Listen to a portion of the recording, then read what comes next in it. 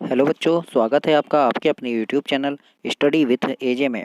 इसमें आज हम देखते हैं, आज 6 मार्च को आपकी फिजिक्स का पेपर था आपका, भौतिक शास्त्र का कक्षा 12वीं का वार्षिक परीक्षा का। तो इसमें हम देखेंगे कि कौन कौन से आंसर आपके सही हैं। इसमें आपका 1 से 4 तक 7 अंक के प्रश्न थे आपके। इसके बाद प्रश्न क्रमांक 5 से 12 तक 2 अंक निर्धारित थे। हम देखते हैं आज वैकल्पिक प्रश्न और भी जो प्रश्न है कि क्या क्या इनके आंसर हो सकते हैं। आप अपना अपना आंसर मिला लीजिएगा। आइए देखते हैं, सबसे पहला है इसमें, प्रत्येक प्रश्न में दिए गए विकल्पों में से सही विकल्प चुनकर लिखिए। तो उसमें जैसे ए नंबर में दिया है आपका, ए नंबर में कि किस उपकरण का उपयोग दृष्टकारी के रूप में किया जाता है। तो इसका सबसे पहला नंबर का पहला ही सही होगा, संधि डायोड। तो संधि डायोड का जो उपयोग है वो दृष्टकारी के रूप में किया जाता है। इसके बाद अगला है बी नंबर, दूरदर्शी में नेत्रिका की फोकस दूरी अभिदृश्यक की फोकस दूरी से क्या होती है। तो इसमें क्या है, मैंने लिखा है कम होती है या अधिक होती है। तो इसमें बी नंबर आएगा आपका, अधिक होती है ना। इसमें जो नेत्रिका की फोकस दूरी है वो अभिदृश्यक की फोकस दूरी से अधिक होती है। इसके बाद अगला है, 1 न्यूटन का द्रव्यमान होता है, कितना होता है। तो इसमें आपका सेकंड नंबर का सही होगा, 1.67 मल्टीप्लाई 10 की पावर 27 kg, ये होता है इसका एक, यानी 1 न्यूटन का द्रव्यमान होता है।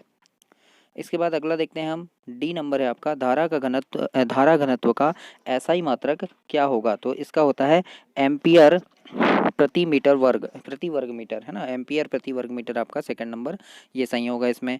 अगला है, शुद्ध संधारित्र युक्त प्रत्यावर्ती परिपथ में प्रवाहित धारा एवं आरोपित वोल्टता के मध्य कालांतर क्या होता है। तो इसका आपका आएगा बच्चों पाई/2, पाई/2 इसका सही आंसर है, ये तीसरा नंबर। अगला है आपका, भाभा परमाणु अनुसंधान केंद्र स्थित है कहाँ पे है। तो ये मुंबई में है, सभी को पता है, सेकंड नंबर का इसका सही आंसर होगा। अगला है आपका, जर्मेनियम अर्धचालक में वर्जित ऊर्जा अंतराल क्या होता है। तो आपका इसका आएगा, थर्ड नंबर का आएगा 0.27 EV, ये आपका सही आंसर है। इसके बाद अगला देखते हैं हम, अगला है आपका प्रश्न नंबर दूसरा, रिक्त स्थानों की पूर्ति कीजिए एवं लिखिए। तो सबसे पहला दिया है, चुंबकीय क्षेत्र एक खालिस्तान राशि है। तो ये अदिश राशि है, इसमें आएगा आपका अदिश सबसे पहले में। इसके बाद दूसरा है, संट के उपयोग से धारामापी की खालिस्तान कम हो जाती है। तो आपके खालिस्तान में आएगा सुग्राहिता, सुग्राहिता इसकी कम हो जाती है। अगला है, आदर्श प्रेरकत्व का ओमीय प्रतिरोध क्या होता है। तो इसका आता है शून्य, आएगा आपका थर्ड में कि ओमीय प्रतिरोध शून्य होता है।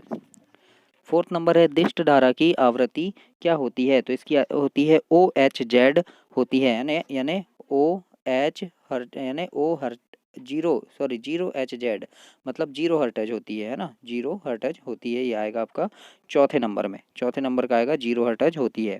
पांचवा वाला दिया है आपका, पांचवा प्रश्न है इसमें, सबसे अधिक आवृत्ति की विद्युत चुंबकीय तरंग कौन सी होती है। तो गामा किरण होती है ना। इसमें आएगा आपका गामा किरण 5वें नंबर में, इसमें गामा गामा किरण आएगा। अगला है आपका छठवां नंबर, प्रकाश तरंगों की आवृत्ति कैसी होती है। तो उच्च कोटि की होती है ना, यहाँ पे आएगा उच्च कोटि की होती है, छठवां नंबर। अगला देखते हैं, सातवां नंबर है, प्रकाश का वेग विरल माध्यम से सघन माध्यम में जाने पर कैसा होता है। तो यहाँ आएगा कम, है ना, ये होता है कम होता है। तो इस प्रकार से ये दूसरे प्रश्न का उत्तर हुआ।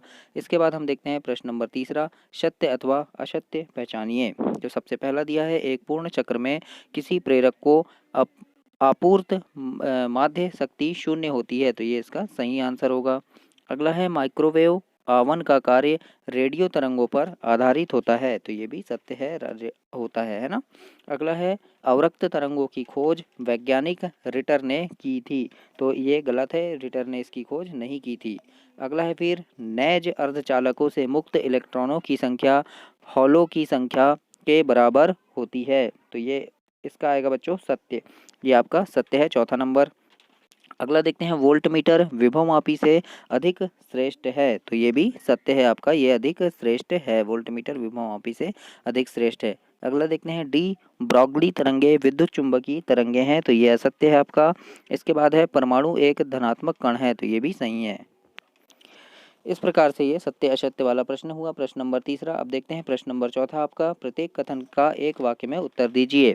सबसे पहला प्रश्न है आपका, अनुगमन वेग पर ताप का क्या प्रभाव पड़ता है? तो इसका उत्तर लिखना था आपको कि वेग बढ़ाने यानी ताप बढ़ाने पर अनुगमन वेग जो है वो घटता है।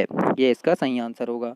अगला है, विकिरण की ऊर्जा तथा आवृत्ति में संबंध लिखिए। तो इसमें लिखना था कि विकिरण की ऊर्जा इसकी आवृत्ति के सीधे आनुपातिक होती है।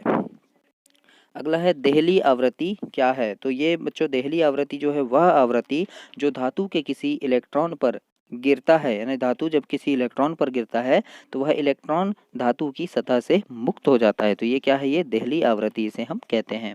अगला प्रश्न है, प्रकाश का विवर्तन क्या होता है? तो इसका आएगा बच्चों, प्रकाश की किरण मुड़कर ज्यामितीय छाया की सीमा तक पहुंचती है, ये प्रकाश का विवर्तन कहलाता है।